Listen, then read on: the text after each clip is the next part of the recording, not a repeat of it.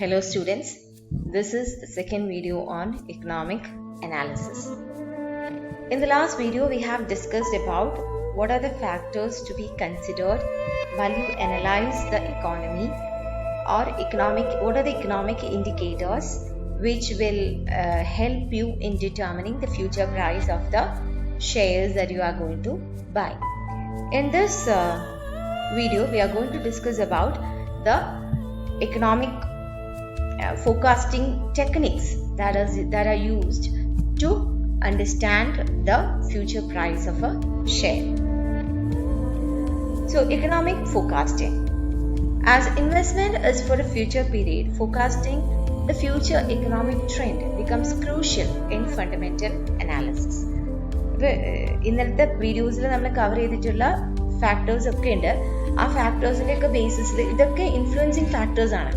ഈ ഇൻഫ്ലുവൻസിങ് ഫാക്ടേഴ്സിന്റെ ഒക്കെ ബേസിസിൽ നമ്മൾ എന്ത് ചെയ്യണം? We should be able to analyse and forecast what is the economic trend to be in the future.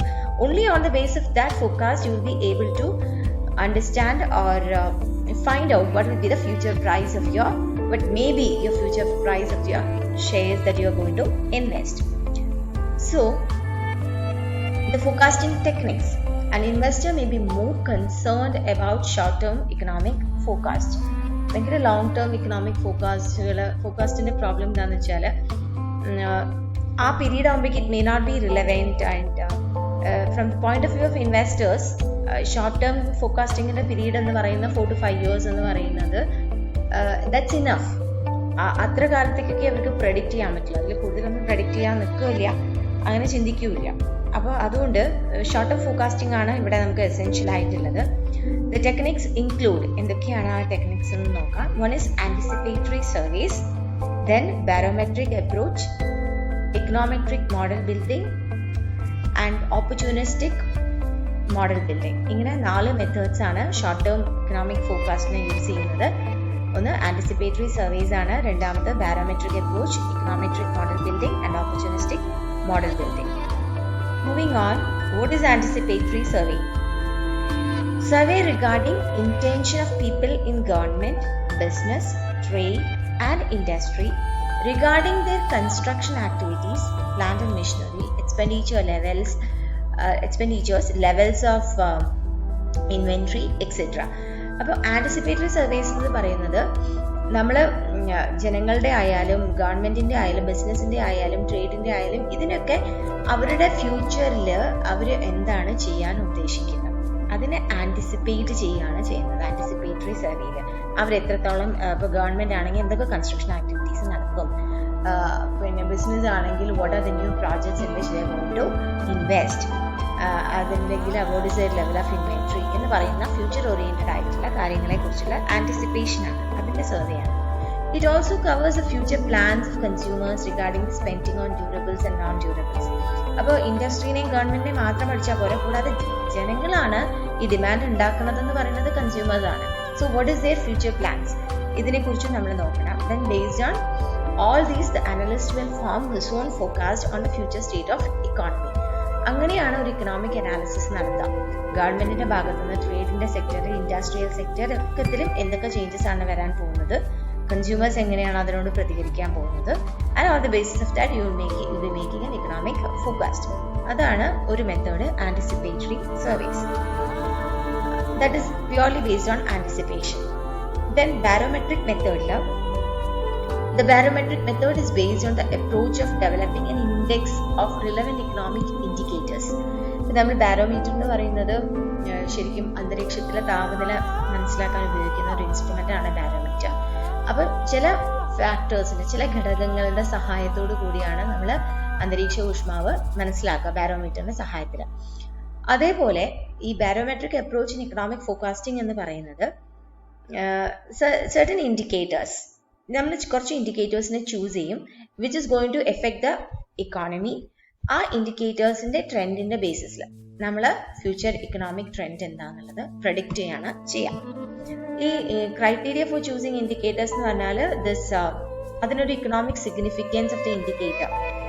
അപ്പോൾ ഒരു കാര്യത്തിനെ നമ്മൾ ഇപ്പോൾ ഗ്രോത്ത് ഓഫ് ഗവൺമെന്റ് ഇൻവെസ്റ്റ്മെന്റ്, ഇത് നമ്മൾ എക്കണോമിക് എന്താ പറയുക അനാലിസിസിന് ഒരു ക്രൈറ്റീരിയ ആയിട്ട് ബാരോമെട്രിക് മെത്തേഡിൽ ഒരു ഇൻഡിക്കേറ്റർ ആയിട്ട് എടുക്കുന്നുണ്ടെങ്കിൽ, ഗവൺമെന്റിന്റെ investment in A particular sector നമ്മൾ എടുക്കുന്നുണ്ടെങ്കിൽ അതിന് ആ എടുക്കാനുള്ള കാരണം എന്താണ്? അതിന്റെ ഇക്കണോമിക് സിഗ്നിഫിക്കൻസ് ഓഫ് ഇൻഡിക്കേറ്റർ ആണ്. സാമ്പത്തികമായിട്ട് ആ ഇൻഡിക്കേറ്റർ എന്തൊക്കെ ലാഭങ്ങളാണ്, എന്തൊക്കെ ചേഞ്ചസ് ആണ് വരുത്താൻ പോകുന്നത്. Then adequate statistics, you should have a proper statistics regarding these indicators. അതിന്റെ ബേസിസിൽ അത് സെലക്ട് ചെയ്തു. Then immediate availability of time series, then consistency of the series to the turning points in overall economic activities. എത്രത്തോളം അത് ചേർന്ന് പോകുന്നുണ്ട്, ഇതിന്റെയൊക്കെ അടിസ്ഥാനത്തിലാണ് നമ്മൾ ഇൻഡിക്കേറ്റേഴ്സിനെ ചൂസ് ചെയ്യുക. That will vary according to the forecast. ഓരോ തവണ നടത്തുന്ന ഫോർകാസ്റ്റിനനുസരിച്ച് ഈ ബാരോമെട്രിക് ഇൻഡിക്കേറ്റേഴ്സ് മാറും. A time series of several indicators is developed to study the future trend. These can be classified as, ഈ ഇൻഡിക്കേറ്റേഴ്സിനെ നമുക്ക് ജനറൽ ആയിട്ട് 3 തരത്തിൽ ക്ലാസിഫൈ ചെയ്യാം. One is leading series. The leading series is comprised of indicators which move up or down ahead of some other series. മുമ്പേ പോകുന്നത്, അതിനെയാണ് leading series എന്ന് പറയുന്നത്. Next is coincidental series. The coincidental series include indicators which move up and down simultaneously with the general level of economic activities. അപ്പോൾ leading മുമ്പേ പോകുന്നതാണ്, മറ്റത് it change according to the movement in the indicators. അങ്ങനെ വരുന്ന indicator which up and down movement ഉണ്ടാവുന്ന movement കാണിക്കുന്ന indicators ആണ് കോയിൻസിഡന്റൽ series പറയുന്നത്. And there is lagging series, a series consisting of those indicators which after some time lag follows the change. അപ്പോൾ പെട്ടെന്ന് തന്നെ അതിനെ എന്താണോ ഇക്കണോമിയിലുള്ള സിറ്റുവേഷൻ അതിനെ ഫോളോ ചെയ്യില്ല, പക്ഷെ കുറച്ച് സമയം after some time lag it will be follow. അതിനെയാണ് നമ്മൾ ലാഗിങ് സീരീസ് എന്ന് പറയാം. ഇങ്ങനെയാണ് സാധാരണഗതിയിൽ നമ്മൾ ഇൻഡിക്കേറ്റേഴ്സിനെ ഫ്യൂച്ചർ ട്രെൻഡിനെ ഡെവലപ്പ് ചെയ്യാൻ വേണ്ടിയിട്ട് ചൂസ് ചെയ്യുന്നത്. Okay, then the next method is econometric model building. econometrics എന്ന് പറയുന്ന സാധനം എന്താണ്? Use of mathematics and statistical tools in economics ആണ് econometric എന്ന് പറയുന്നത്. ഇപ്പോൾ ഒരു പുതിയ ബ്രാഞ്ച് ഓഫ് സ്റ്റഡി തന്നെയാണ് econometrics. It's a most precise and scientific mathematical statistical tools ഒക്കെ കൂടെ കമ്പൈൻ ചെയ്തെന്ന് പറയുമ്പോൾ it's most scientific. Then it makes use of econometrics. In this method, the precise relationship between the dependent and independent variables are specified in a formal mathematical manner in the form of equations. അപ്പോൾ കാര്യകാരണങ്ങൾ എന്ന് പറയുന്ന പോലെ dependent വാരിയബിളിനെയും independent വാരിയബിളിനെയും അതിന്റെ effect എന്താണെന്നുള്ളത് purely mathematical ബേസിസിൽ നമ്മൾ predict ചെയ്യാണ് അല്ലെങ്കിൽ മനസ്സിലാക്കുകയാണ്. എന്നിട്ട് ഇക്വേഷൻസ് ഒക്കെ ഉണ്ടാക്കി അത് ഡിറൈവ് ചെയ്ത് നമ്മൾ സിമുലേഷൻ മോഡലിംഗ് ഒക്കെ ചെയ്യില്ലേ, അതേപോലെ ഡിറൈവ് ചെയ്തിട്ട് will find it a conclusion, എന്നിട്ട് ഫോർകാസ്റ്റ് ചെയ്യാം. It is generally very complex. ഇതിന്റെ കാൽക്കുലേഷൻ എന്ന് പറയുന്നത് തന്നെ കോംപ്ലെക്സ് ആണ്. And it requires vast amount of data needs to be collected and delay in reaching conclusions. ഇത് അത്രയും എക്സ്പേർട്സിന് മാത്രമേ ഇത് ചെയ്യാൻ പറ്റുള്ളൂ. അങ്ങനെ ആയതുകൊണ്ട് തന്നെ ഒരുപാട് ഡാറ്റ കളക്ട് ചെയ്ത് കുറേ കാൽക്കുലേഷൻസ് ഒക്കെ വരുന്നത് തന്നെ it may cause delay. These are the problems and it's a bit complex also. പക്ഷേ ഏറ്റവും സയന്റിഫിക് ആൻഡ് പ്രിസൈസ് ആണ് econometric model building. Then we have opportunistic model building. ഇതിനകത്ത് it is most widely used forecasting technique കൂടുതൽ ഉപയോഗിക്കുന്നത് ഈ സാധനമാണ്.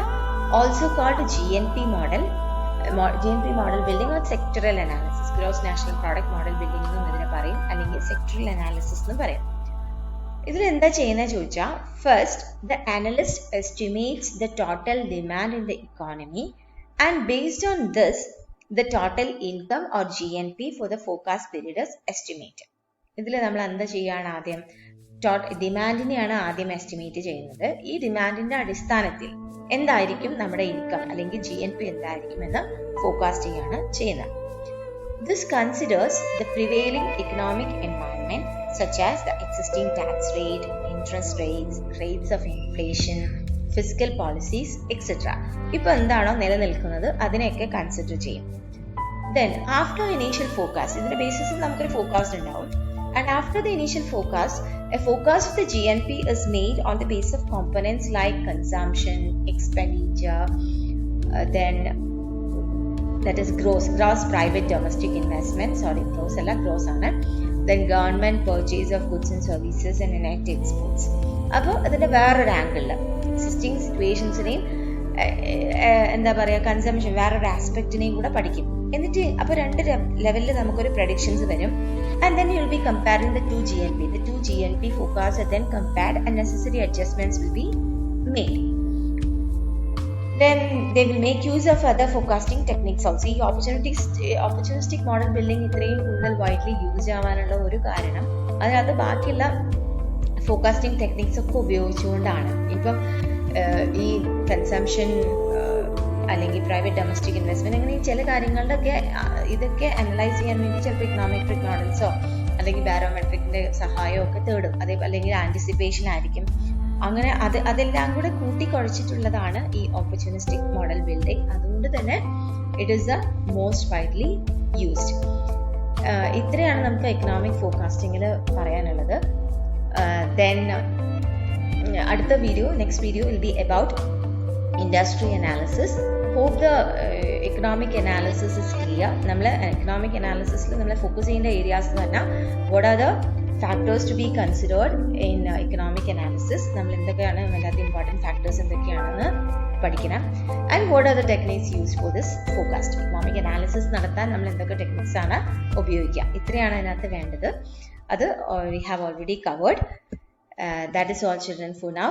Thank you.